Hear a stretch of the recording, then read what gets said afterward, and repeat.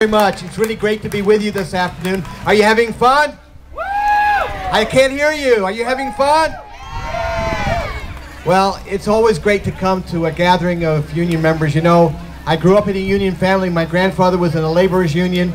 I was 25 years in AFSCME, and before that in another union when I worked overseas. So I've been a union man all my life, all my adult life, and certainly as a kid I knew about unions and how important they were to the way we work and live today.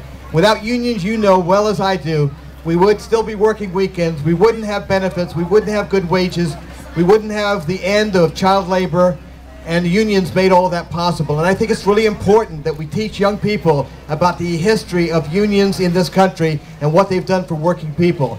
And we're seeing an attack on those very organizations that have made middle-class Americans possible. In other countries, in other states, and certainly in Arizona, we've seen attacks on collective bargaining, and we've seen attacks on unions all across the board. And what we have to do is to remind people the importance of unions to our country's well-being, prosperity, and security. Now, when you look at my opponent, you will find that we have a lot of differences. If she was in Congress, she would vote to privatize Social Security, to make Medicare a voucher program, to repeal the Affordable Care Act, to do away with student loan programs, and on and on and on. And when it comes to women's rights, she would restrict women from making their own health care decisions.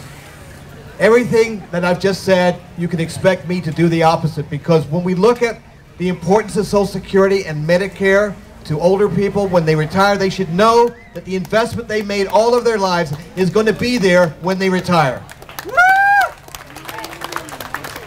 The idea of privatizing Social Security or vouchering Medicare would mean an end to those important programs.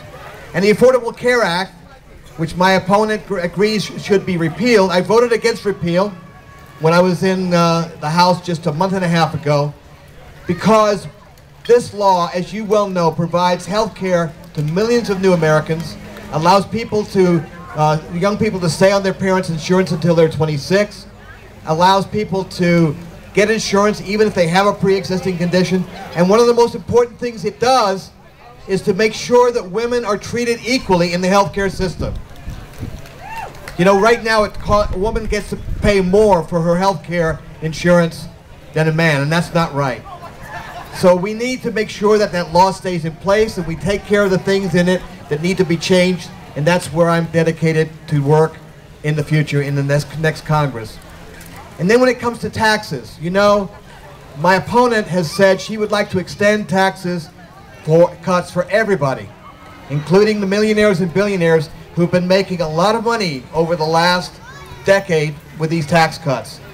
What I favor, what I voted for just 4 weeks ago, was to extend taxes cuts for middle-class Americans and working families, and to ask those at the top of the food chain, the people who are making millions and billions, to kick in and do their fair share to take care of this country and the deficit. They have to step up and be part of the solution, not get more tax cuts.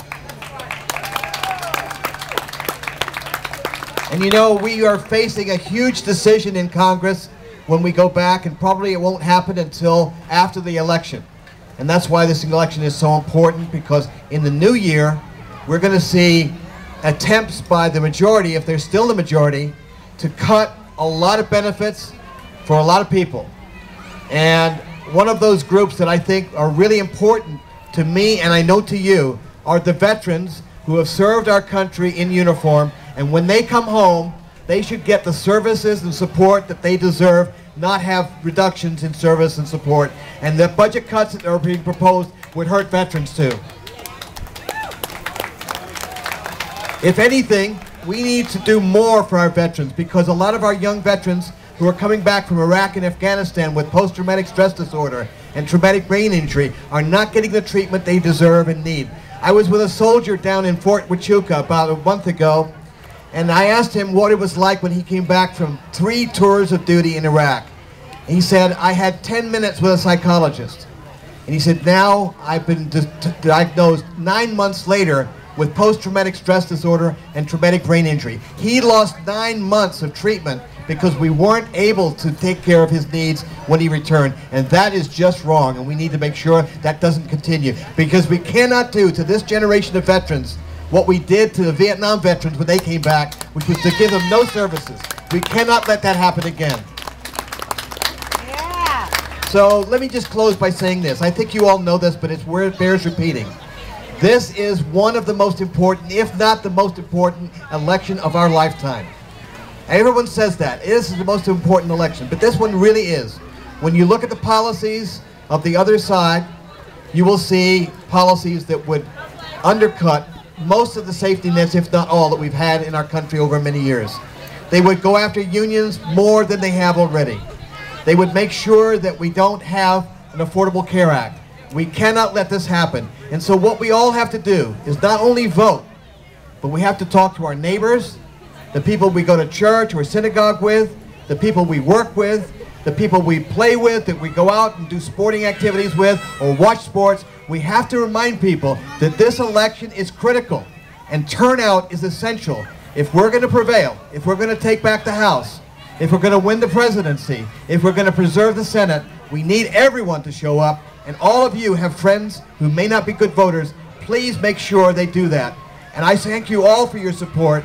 It's been important to me to have union support from the very beginning, and I really appreciate everything you do to help my candidacy win the special election and now onward to victory on November 6th. Thank you so much for having me here today. I appreciate it.